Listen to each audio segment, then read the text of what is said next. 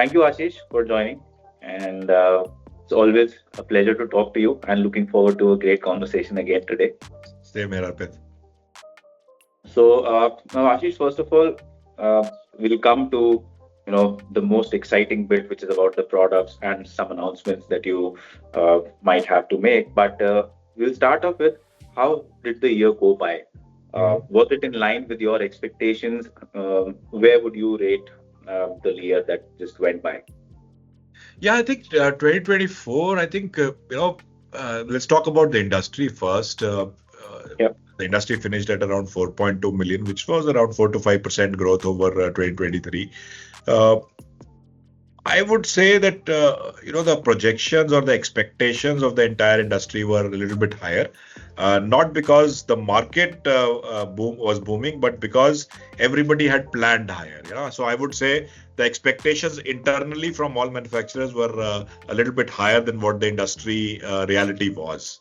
So that's something which kind of equalized by the year end. We ended up with 4 to 5% growth, which from my point of view and neutral point of view is not bad. We from a high base of 4 million, a 5% growth is not bad. Yeah, so that's more of an industry thing. But again, if you look at the details of this growth and which segments grew, which markets grew, again it was a little bit skewed towards new introductions, and that's nothing new in India. It's always been the case. जो नया होता है वो जल्दी ज्यादा बिकता है थोड़ी देर, उसमें कितनी देर रहता है वो, that is a different thing altogether. But so I think most of the growth was driven by new introductions. And if I look at the entire year, I would say it was a story of quarters. Quarter one was very tough for the industry. I would say it was the growth projections were 8 to 9% when we started last year in January. By the time quarter one ended, everybody had kind of normalized their expectations. Then I think with the festive season, there were some very big introductions happening in the market, which typically pushed up the market. And I think the sentiment was very, very positive in quarter four. From a market point of view and stock markets, consumption, festivities. So quarter four was blockbuster for the industry, definitely, and that helped the growth to end up at around 4 to 5%. Now coming to Volkswagen, I think again a story of two halves. First quarter was pretty challenging for us. Because we are present with two products, and in one of the segment, in the Tiguan segment, there was a major, I would say, introduction by competition in quarter one, which did cause a lot of challenges for us. Yeah, but we course corrected very fast. We brought in new variants, especially on the Tiguan in April, with the GT line coming in, with the GT Plus Sport coming in April at new price points. So we were able to bounce back very fast. Yeah. Then similarly, the Virtus, we introduced the GT line and the GT Plus Sport in the festive season. That helped us to totally change the dynamics of the sedan segment. The Virtus at the end of the year ended up with the highest selling premium size sedan segment, premium sedan with almost a 33% segment share. So we are the undisputed leader in that segment. Yeah. So, these product interventions, these new price points that we came to, the kind of communication that we made with our cars helped us to bounce back very strongly from Q2 onwards. So if you look at it at a net level, our performance was more or less stable in 2024 compared to 23. Could it have been better? I'm in sales and marketing. Of course, it should have been better. Yeah. So, but if I look at it neutrally and objectively, all in all, I'm quite satisfied with how we tackled last year. And Ashish, you mentioned, the product interventions you brought in, which are again, you're limited by the absolute number of products. But these additions or these interventions that you bring in, what kind of difference exactly do they make? Is it they give you like a slight temporary boost, or do they make a difference, when you look at the numbers in a long-term basis also? No, if you look at it, there are 2 or 3 kind of interventions that you can do, Arpit. One is what is called special editions. Special editions are limited volume 500, 600 cars that you bring in, just to get a communication boost and also to attack particular months. Yeah. But what we did in last year was totally change our variant buildup. We had the we started with the comfort line, then we had the high line, top line, and the GT, right? What we did last year across Tiguan and Virtus was we went with a wide strategy. We started with the comfort line. On the high line, we divided into two: the high line, the high line and the high line plus. So the demand was from the customers and our dealers. The market feedback was that they need sunroofs at more accessible price points, that they need automatic transmissions at more accessible price points. So that's why on the lower end, we actually brought in the Highline and the Highline Plus, which gave these features at accessible price points. Yeah. The other thing that we did was we divided our entire product offering into more elegance oriented, which is the chrome versions, and the sports or the more sporty variant, which is our GT line and the GT Sport. So these were not limited editions. This is a total, repositioning of your portfolio. That's exactly what we did, and these changes have made a significant difference to our performance, our volumes. The GT lines, for example, now account for almost 30 to 35% of my sales. Yeah, so just saying that if these product interventions were not made, the results could have been much worse than what they ended up at. Okay. Yeah. And so these are right now the interventions you made, but what about new products? I mean, that's something that me as an enthusiast, and I'm sure all of our audience wants to know about. Yeah, sure, Arpit. I think, at the end of the day, we all know that, the core of any automobile brand is product. Yeah, we can talk about, and it's to be honest, we are 1% of the market, but still we punch above our weight, in terms of brand image, in terms of brand positioning, in how we are perceived by the customers. And naturally, when you position yourself as a premium brand, the expectations from the customers are very high. Over the last decade, whenever I have interacted with Volkswagen customers, our dealers, and all of you who also are fans of the brand, I think the one refrain has been, why are you not able to get more products from your global portfolio into India? Yeah, so that's something which has always stuck with me, and I'm very happy and proud to say that we have been able to hear that feedback and act on it. And this year, we are going to bring two global iconic products into India. Legends of the Volkswagen world. Customers know these products already. They don't need any introduction. They just want to have them. The first legend and the first icon that we are getting into India is the Golf GTI. So the first time the Golf officially in India, and that too a GTI. A Golf 8.5 GTI fully spec'd car. So that's coming very, very quickly into India. And when I say quickly, as early as Q2. Yeah. So in a couple of months, we will have the Golf GTI available to customers in India. The second global icon that we are getting is the latest Tiguan, and not again any ordinary Tiguan, but the R-Line. Yeah, so a totally refreshed, totally revolutionary product. And I had a first glimpse of the physical drive and physical glimpse of the product 1 week ago, and I'm blown away. Really blown away. So these are two global products that are coming as early as Q2. Big news for the brand. Again, just to reiterate, these are not meant for volumes only.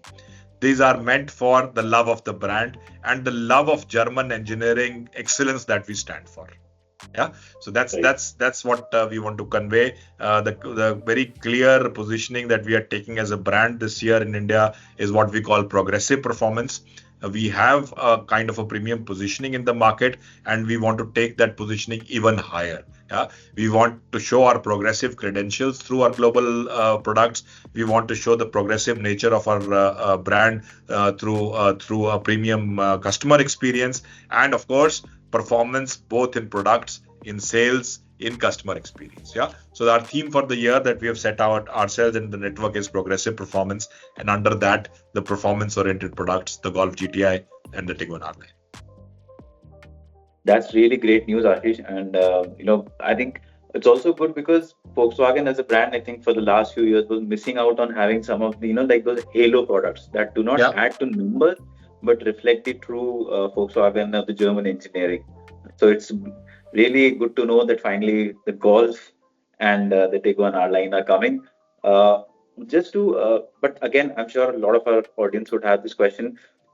They would understand that this is not for adding, absolute sales numbers, but will these be limited, like in extremely limited numbers only, or will it be like a model that will be on offer? So wherein a customer even 6 months down the line can plan to Yeah, buy so one.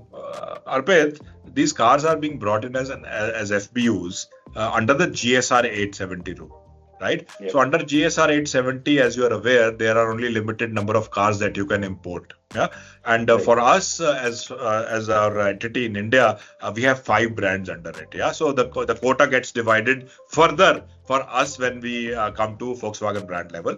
But having said that, these are very, very specific products, Arpit. These are performance-oriented products. These are targeted at a very, very core, fans and enthusiasts who know what true German engineering and what true Volkswagen stands for, and that is the kind of audience that we are trying to appeal with. But having said that, this is also a big test for the brand in India, to be honest. Yeah, bringing these global iconic products into India, it is our responsibility to also make sure that they are a success. And I can tell you and I assure you that I'm quite confident that these will be successful. Customers, we already have a very high level of anticipation and expectation from the market for these products. Because although I'm officially announcing it now, but I think customers are smart enough to understand that these cars are coming to India. They have heard about it, and the response and the excitement has been unprecedented. I won't put any numbers to it, but I think I will seriously have to start negotiating with Wolfsburg for some more cars. And Ashish, you mentioned, the Golf GTI will be here in about, say, the next couple of months. What about the Tiguan R-Line? Similar timing. So our plan is to first bring the Tiguan R-Line into the market, yeah, and then follow it very quickly, very quickly with the Golf GTI.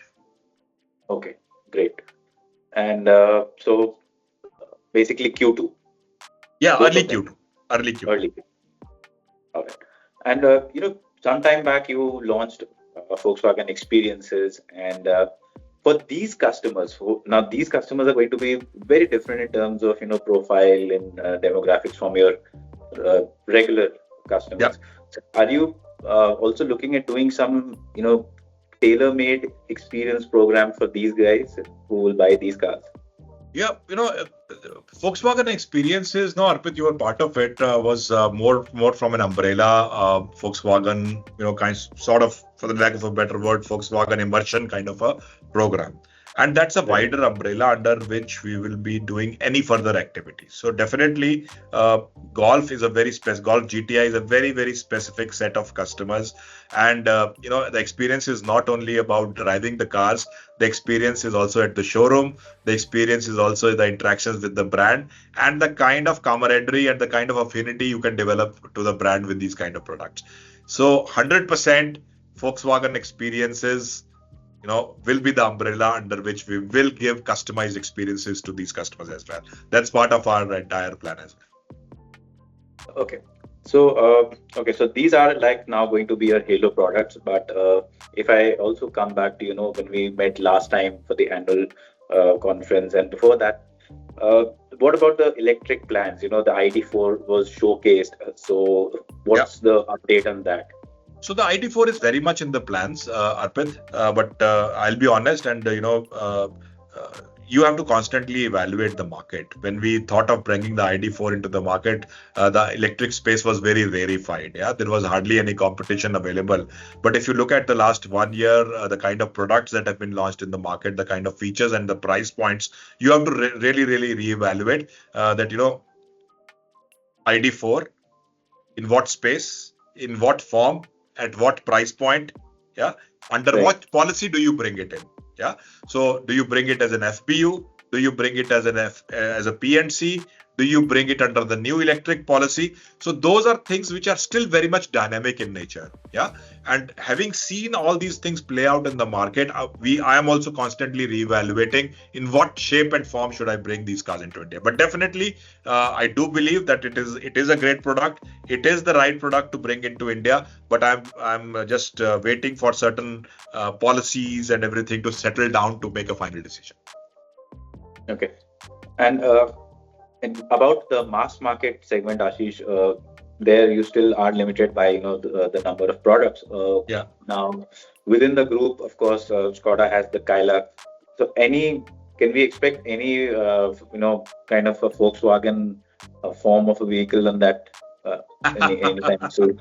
You know that I will not answer that, Arpit. But having said that, I think it is natural. It is, and it is the right expectation and right question from customers as well. That why not a similar car from Volkswagen? I would never say no. Yeah, that is something which we will continue to evaluate. More than that, not at this point. And for this year, Ashish, your new products are going to be basically the Golf, the Tiguan R-Line, and again, you'll have product interventions, or can we expect some mass market new product also in this year, or so maybe for this year, Arpit, the Tiguan and the Virtus are majorly going to be our volume products. There will of course be refreshes. There will of course be feature additions in those cars. We are building up to future models of the Tiguan and the Virtus also in the coming time. Those are plans, long-term plans that we already have in place. But specifically from this year point of view, I think the volume products remain Tiguan and Virtus. But the focus that I am putting from the brand is right now on taking our brand positioning a little bit more higher, more premium. That is also very necessary because of internal compulsions, to be honest, to differentiate ourselves from our sister brand also a little bit, to change to differentiate in the customer's mind what these two brands stand for. Yeah, so that's something which I'm looking forward to. Right.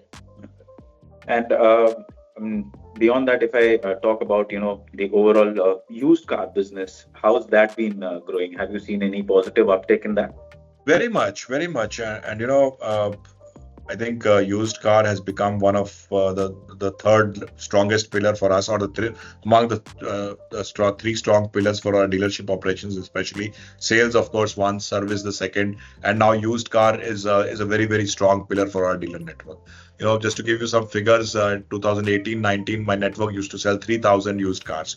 Last year, we sold close to 32,000, 33,000 cars. So a 10x growth in 4 to 5 years. Yeah, so you can imagine the kind of revenue, the kind of business, the kind of footfalls these cars are bringing to, or used cars are bringing to my showrooms. It's very important when you lack new product interventions, which are sometimes necessary to bring footfalls into the showrooms.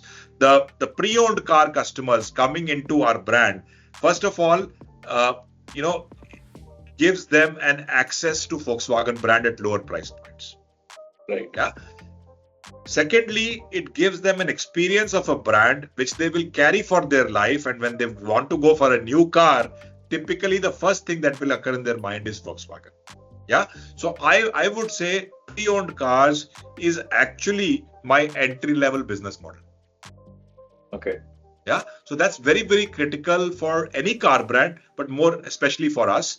Again, if you keep in mind, Arpit, that I have almost a car park of almost 7 lakh cars in India, 7 lakh cars sold in India. Out of that, almost 60% is Polo. Yeah, so Polo, after end of production, the resale values have shot off the roof. You cannot get a used Polo in the market anymore because not many customers are willing to sell it. Yeah, yes.